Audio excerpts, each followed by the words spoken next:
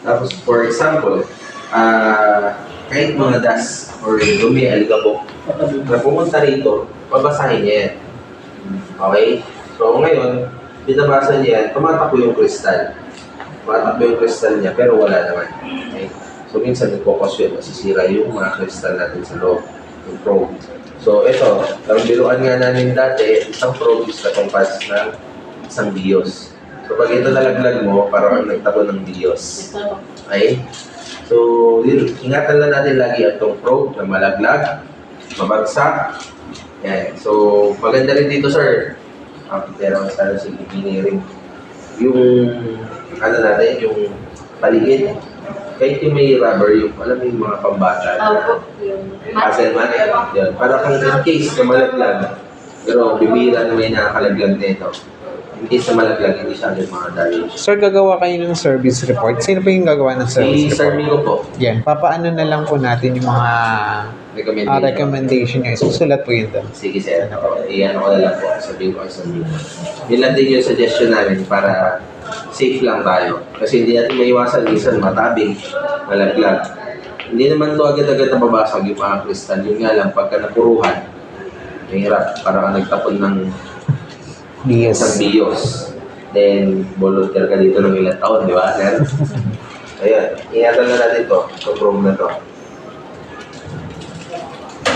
Isang BIOS na matumbas. Ayan, so, eto, yung mga buttons na to, itong probe, lagi natin lilinisin. Every after the procedure, linis tayo. So, huwag natin nahayaan na merong gel na nandyan. Titigas. Isa pa, magkakaroon ng discoloration. Then, isa pa yung huwag din natin gagamitan ng alcohol. Lalo na yung mga wipes na alcohol-based or yung iba kasi in-spray ng alcohol. Ang tendency, once na nilagyan natin ng alcohol, madi-deteriorate to. So kung makakita ka ng sa mga ibang diagnostic clinic, yung rubber nila tuklap na. Kita mo na yung parang surface nito.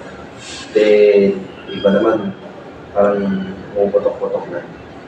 Parang may lamat-lamat. So rubber lang naman yun. Although yun nga lang, syempre pangit na tignan.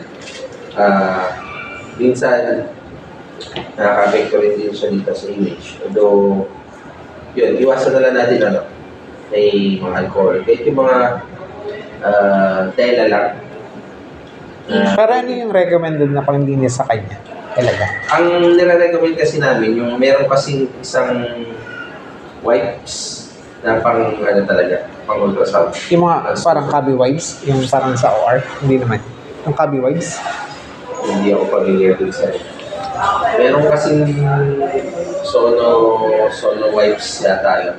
So pang ultrasound kasi, ang isa pa nun, hindi lang pang wipes, pinapatay niya yung mga bakterya. Kahit HIV kaya niyang patayin. Yung H1N1, mga iba-ibang viruses.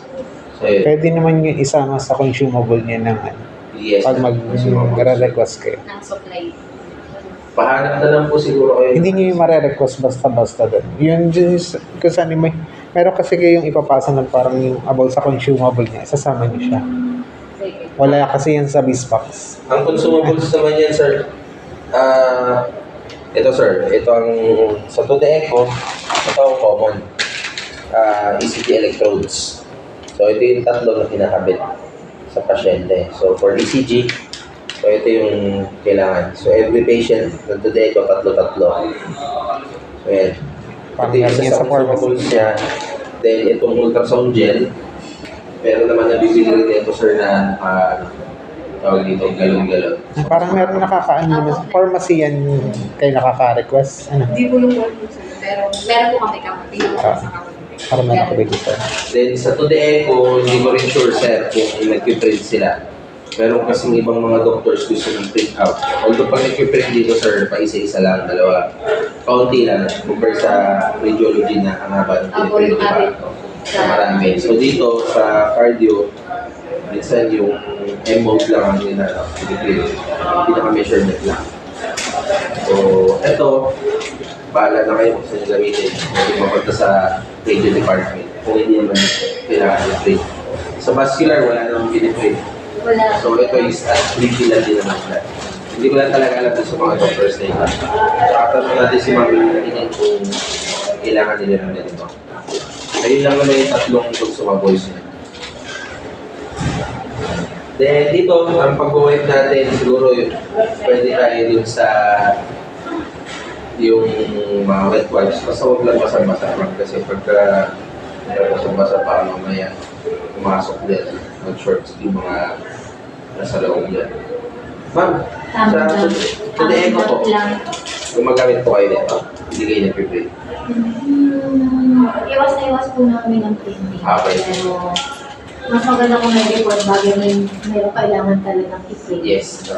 So ano lang to, bibihira-bihira talaga. Sa amin, kasi meron, pwede namin copy. Yes. Kay Ma'am Ineng, ano yung ginagamit niyo po na panlinis dun sa mga pro? Tissue ako. Tissue. Tissue. Tapos, ang ginagawa ko, pag meron akong, halimbawa, basahan yung malinis, basahan. Yun ay damp. Hindi basa, damp lang. Babasahin mo lang. Basa, hindi basang-basa. O, kaunti lang. Ayun, kasi nga may panghalumig-mig. Yung kaunti ba, alam mo basa. Pero hindi yun talagang ano. Tapos, hindi ko lang basahin. Tama. Hindi, pag ganyan lang ako, ganyan. Ganyan. Kasi iwasan natin mag-short. Pagka napasok ng tubig yan, baka mag-short yung ano. Ganyan ako maglinis. Kapag ganyan. Pag malfunction siya. Yan. Pati dun sa mga pro. Ganyan. Yes, pwede rin po doon yung Sa mga pro. ano, yung masahan na basa, gano'n lang din.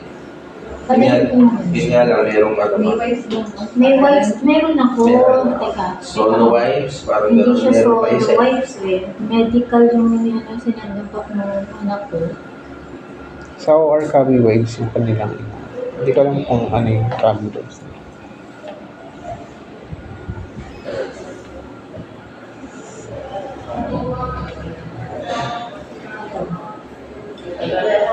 Universal wipes. Kasi computer, parang pwede sa computer eh. Wipes for surface disinfection and cleaning of non-invasive medical devices. Pwede rin siguro. Basta huwag lang mataas yung alcohol content niya. Pagkita pa ma. Ay, sa ganito hindi ako na hindi, ano lang ako, yun lang pa rin, tsaka yung tissue, dito ako. Pwede. Sa kanila. Kaya lang kasi, tapos mamaya, siyempre sa vascular, hindi natin may iwasan. Isa pa pala sa consumables yung condom. Yun, kailangan na pala ko. Condom. Hindi po kung Kailangan na mahirap. isa consumables kasi pagka may patient tayo na siyempre yung gangrenous yung mga feet. Oo. So, kailangan natin gamitan ng condom. Ay, yung ano. Yun Ito, Yung susunod natin dito, sir. Oo. Ayan, susunod natin dito kasi didikit natin yan dun sa balat ng pasyente kung may sugat. Tapos mga nabubulok na. So, siyempre, para iwas ng infection, contamination, lalagyan natin siya ng condom. May gel sa loob na ba nga ba yun? Yung iba mag nilalagay sa loob, iba sa labas din. Pero pwede pa nga yun. Pero may gel sa loob So, kung pwede kung ako. Para Pero lang, pwede wala. pwede sa loob. Pwede sa loob. Try mo na lang ma'am kung saan nga mas komportable. Pero pwede mo siya lagay sa loob. Suot mo yung condom, pwede ka rin maglagay sa labas. Ganun ang ginagawa kasi ni Hana. Pagka sa loob ng kanta sa labas. Tapos, Kasi hindi mo naman